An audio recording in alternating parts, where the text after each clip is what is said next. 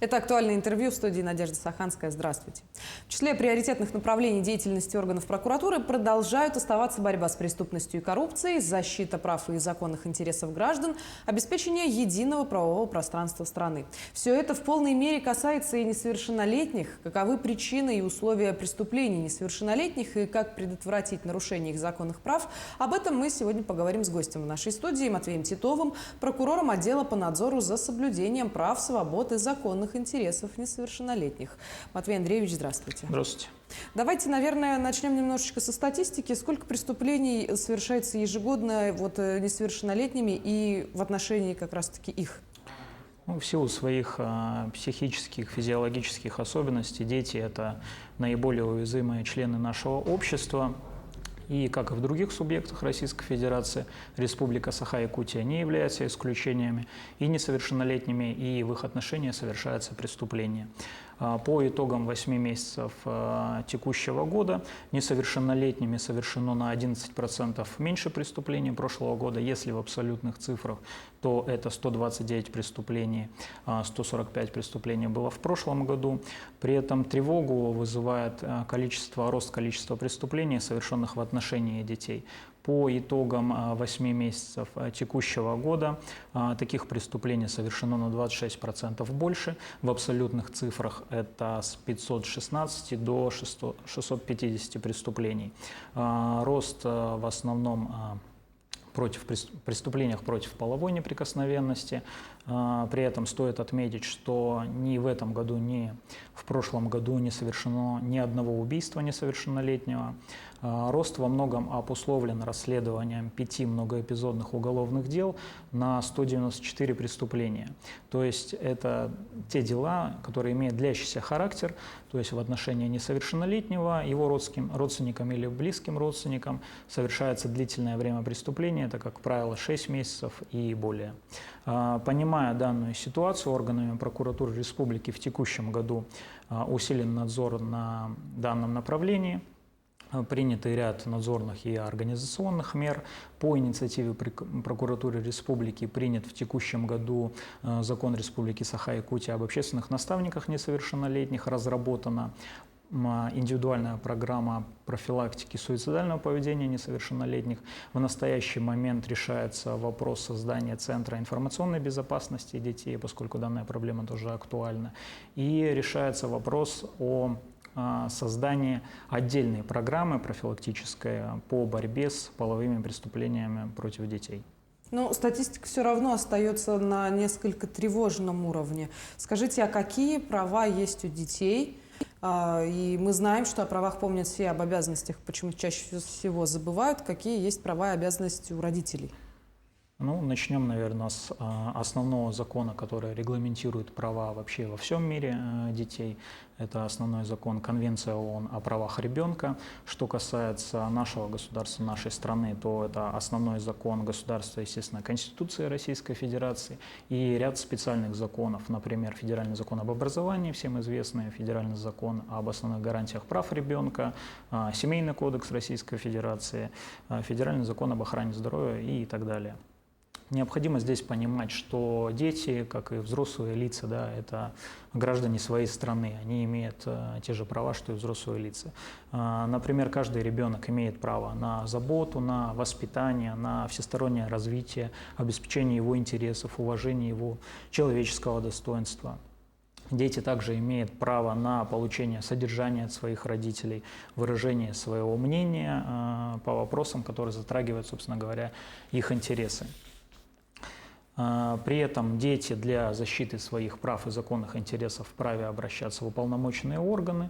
К таковым органам относятся комиссия по делам несовершеннолетних, органы опеки и попечительства, иные органы учреждений системы профилактики безнадзорности правонарушения несовершеннолетних, в полицию, в прокуратуру, а с 14 лет несовершеннолетние могут обратиться в суд.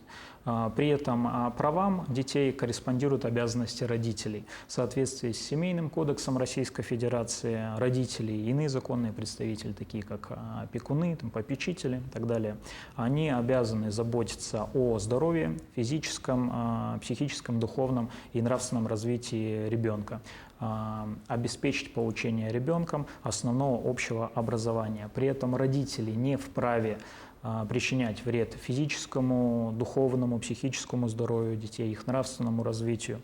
При этом способы воспитания детей они должны исключать пренебрежительное, жестокое, грубое обращение с ребенком, оскорбление ребенка, либо эксплуатации детей. Ну вот вы отметили в начале нашей беседы, что есть статистика по преступлениям, которые совершаются в отношении детей. Как все-таки отличить противоправное действие в отношении ребенка от жестокого обращения? Ну, противоправное поведение, так скажем, да, то есть само слово противоправно нарушается норма права. То есть, к примеру, да, противоправным признается неисполнение, либо ненадлежащее исполнение родителями и иными законными представителями своих обязанностей по воспитанию, обеспечению здоровья, духовно-нравственному развитию и так далее. То есть те действия, которые я уже выше сказал. Ну, приведу примеры. Например, в доме грязно, да, где ребенок проживает, либо ребенок не получает образование, да, не получает медицинское какое-то обеспечение, ребенку негде спать, либо ребенок не общается, ему не дают общаться с иными родственниками, да, кроме родителей, например, с бабушкой, дедушкой и так далее. Жестоким же обращением признаются действия, когда ребенку причиняется вред физический, психологический, когда покушается на половую неприкосновенность детей. Все эти действия признаются жестокими обращениями. Скажите, а какую ответственность несут взрослые, вот, когда права ребенка были нарушены?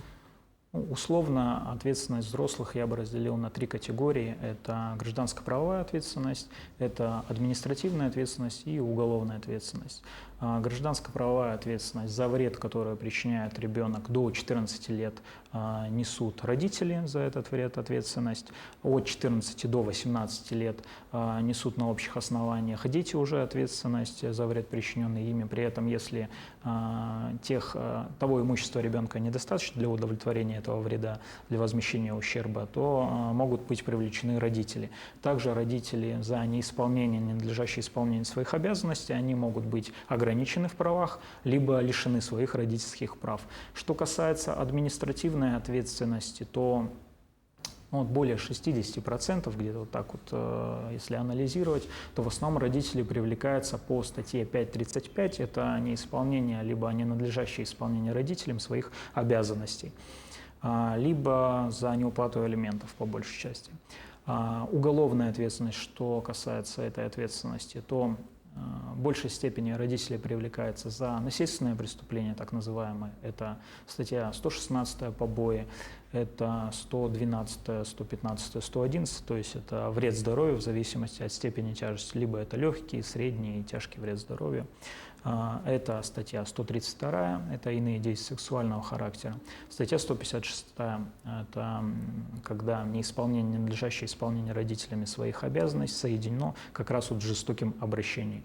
Имеет место также привлечение родителей и иных законных представителей по статье 125 «Оставление в опасности». Приведу примеры. В одном из районов республики мать малолетних детей, возраст 2 ребятишек, 3-5 лет, оставила их в квартире на 2 суток одних. То есть дети сами о себе позаботиться не могли в такой ситуации, то есть оставила она их в опасности. В отношении матери было возбуждено уголовное дело по статье 125 и по статье 156 Уголовного кодекса Российской Федерации. Матвей Андреевич, ну почему-то же такие преступления происходят. В чем причина возникновения? Причины и условия таких преступлений, в каждом случае их совершения, они выясняются прежде всего органами предварительного расследования, органами учреждения системы профилактики, если ранее ребенок состоял на учете, либо семья состояла на учете в этих органах, и органами прокуратуры республики. Чтобы предотвратить данные преступления я полагаю, ну, здесь нужно в первую очередь родителям объяснять. Это и касается и преступлений, совершенных несовершеннолетними, и в их отношении родители должны объяснять, какие действия признаются противоправными, ну, преступлениями, какие действия не признаются, их последствия также должны разъяснять, ну и органы учреждений системы профилактики. Прежде всего, это образовательное учреждение, поскольку иногда дети, да и взрослые даже не знают, что те или иные действия считаются преступлением. Например, ребенок находит телефон, да, на улице, либо банковскую карту, снимает оттуда денежные средства. Это является преступлением, и преступлением тяжким, по которому до 7 лет лишения свободы предусмотрена санкция данной статьи. Чтобы предотвратить преступления, совершенных в отношении несовершеннолетних, нужно прививать ребенка также правила безопасного поведения. Здесь я бы обозначил такое универсальное правило, правило 4 «не». Не разговаривать с незнакомцами, не впускать их в дом, не ездить с ними в лифте, не садиться в машину к незнакомцам и не задерживаться на улице, особенно с наступлением темных времени суток. Но это все то, что обычно детям также напоминают в школе. Получается, основная ответственность все-таки будет лежать на родителей или законном попечителе ребенка. А вот если ребенок боится рассказать своим старшим родственникам, но ему надо поделиться информацией, куда ребенок может обратиться для того, чтобы сообщить, что он подвергся противоправному действию в отношении себя? О любых фактах насилия ребенок, либо иное лицо, которое видит, да, что противоправные действия совершаются, он может обратиться в первую очередь в правоохранительные органы, в органы прокуратуры республики, в том числе в прокуратуру республики Саха-Якутия, в органы учреждений системы профилактики, та же школа, где он обучается, детский сад, органы опеки, попечительскую комиссию по делам несовершеннолетних и так далее. То есть он это может сделать даже на правах анонимности, то есть если он понимает, что в отношении него могут продолжаться противоправные действия, он может это сделать анонимно, при этом указав, какое преступление в отношении него совершается, и ну, чтобы его идентифицировать, фамилию, имя, отчество и так далее. Ну что ж, Матвей Андреевич, стало нам более-менее понятно, как поступать в той или иной ситуации, если ребенок действительно подвергается опасности. Я буду очень надеяться, возможно, вы тоже, что все, кто смотрели это сегодняшнее интервью, сделают для себя необходимые выводы. Спасибо, что нашли для нас время и ответили на волнующий вопрос. Спасибо вам. Я напомню, вы смотрели программу «Актуальное интервью». Берегите себя и своих детей. До встречи в эфире.